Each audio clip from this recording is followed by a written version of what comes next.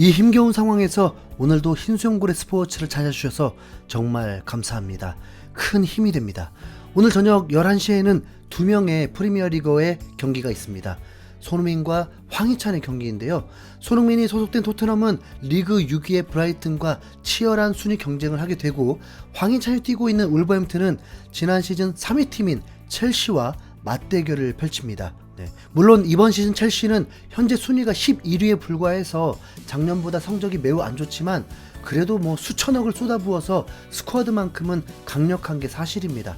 부진했던 포터 감독을 경질하고 레전드 램파드까지 불러들이면서 심기일전을 하고 있는 상황이죠.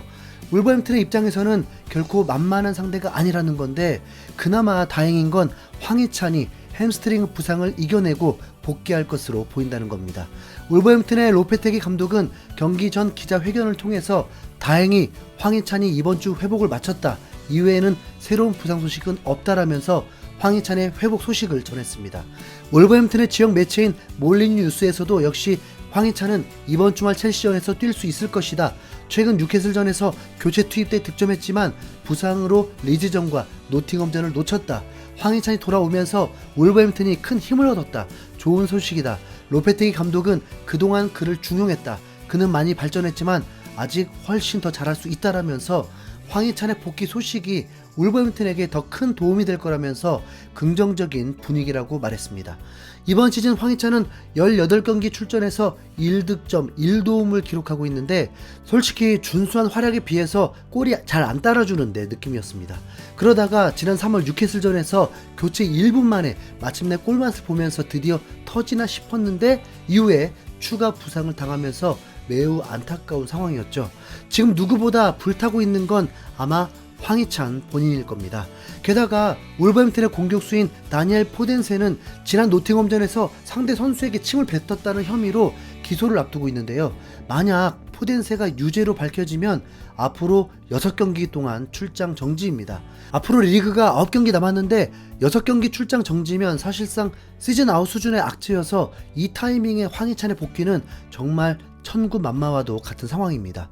이런 모든 요소가 경기장에서 황희찬의 득점으로 이어진다면 정말 뿌듯할 것 같습니다. 그리고 울버햄튼 홈경기인 만큼 황희찬의 복귀 전 득점을 기대할 만한 충분한 이유도 됩니다. 그리고 토트넘 브라이튼은 챔스 진출권을 가를 수 있는 아주 중요한 경기입니다. 현재 3위와 4위인 뉴캐슬과 맨유는 둘 다 승점 53점으로 동률이고, 5위인 토트넘이 승점 50점, 6위인 브라이튼이 46점인데요. 토트넘이 승리한다면 53점으로 4위권 팀들과 잠깐이라도 동률이고, 브라이튼 역시 반드시 이겨야 챔스권과 가까워질 수 있습니다. 당연히 격렬할 수밖에 없는데 여기에 또 여러가지 인연까지 있죠. 브라이튼의 제르비 감독은 콘테 후임으로 거론되면서 토트넘과도 인연이 있는 감독입니다. 또 이탈리아인이란 점이 살짝 마음에 걸리긴 하지만 브라이튼을 챔스 경쟁권으로 만든 확실한 실적을 보여주고 있습니다. 지난 시즌 리그 베스트급으로 탄탄한 수비를 보여주던 비수마를 토트넘에 내줬는데도 불구하고 성적이 오히려 올라버렸죠.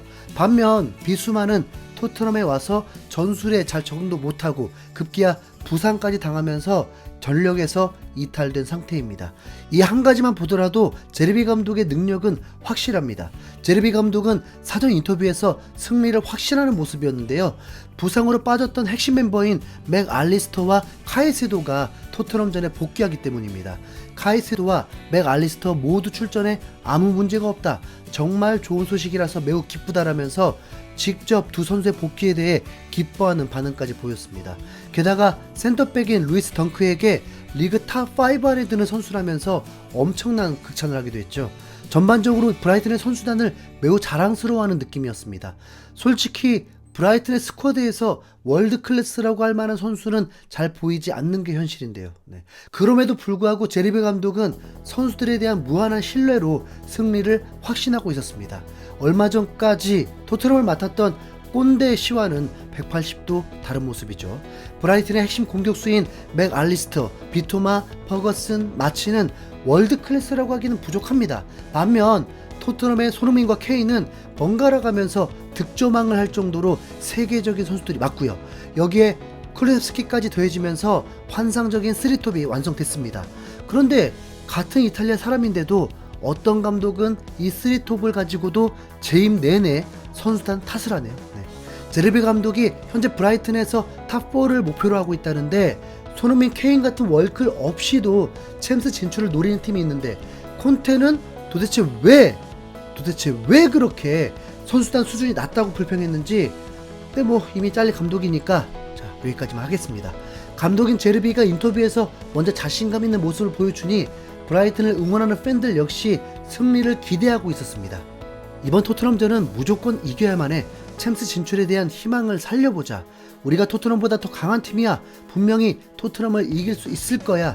토트넘에게서 승점 3점을 뺏어버리자. 토트넘과의 지난 24경기에서 무승부는 없었어. 이번에는 우리의 승리로 끝낸다. 이번 시즌의 브라이튼은 확실히 강팀이야. 나는 제르비 감독을 믿어. 우리를 유럽 대항전으로 데려다 줄 거라고. 우리가 토트넘을 2대1로 이길 거야. 갈매기들아, 가보자. 토트넘을 박살내자. 미토마, 퍼거슨, 마치가 출전한다면 토트넘을 무조건 이길 수 있어. 나는 브라이튼의 승리를 확신해. 최근 토트넘의 경기력은 엉망이잖아. 브라이튼의 팬들이 감독을 믿고 선수들을 응원하는 모습을 보니까 왠지 모르게 부러운 느낌인데요. 최근 토트넘 팬들이 자포자기하면서 사위를 못할 거라는 반응과는 전혀 다른 모습이었습니다. 그러나 손흥민을 응원하는 입장에서 이번 경기는 무조건 이겨야 합니다. 미토마와의 자존심 싸움에서 결코 질 수는 없기 때문이죠. 이번 시즌 미토마는 브라이튼에서 핵심적인 선수로 떠오르면서 시즌 10골을 달성했습니다. 지난 토요일 브렌트포드전에서는 리그 7호 골을 터뜨리기도 했죠. 특히 일본 언론에서는 미토마를 손흥민과 동급으로 평하면서 자존심을 긁고 있습니다. 미토마가 기록한 리그 7골은 일본 축구 역사상 신기록은 맞습니다. 기존의 오카자키 신지와 카가와 신지의 6골이 EPL 역대 최다골이었거든요. 미토마가 7번째 골을 넣으면서 일본인 프리미어리그 중에는 최다골을 넣은 선수가 된 것입니다. 일본 입장에서는 미토마가 역대 최고의 프리미어리거 맞죠? 그런데 미토마와 손흥민을 비교하면 미토마는 매우 초라해집니다. 이번 시즌이 미토마에게는 브라이튼에서의 두 번째 시즌인데 첫 시즌에는 아예 다른 팀에서 임대 생활을 했었습니다. 그리고 돌아온 이번 시즌에 총 29경기 출전해서 10득점 5도움을 올리고 있는 건데 손흥민은 토트넘에서 두 번째 시즌에 이미 리그 두 자릿수 득점을 돌파했고 FA컵에서만 6골을 터뜨리면서 대회 득점왕에 올랐던 선수입니다.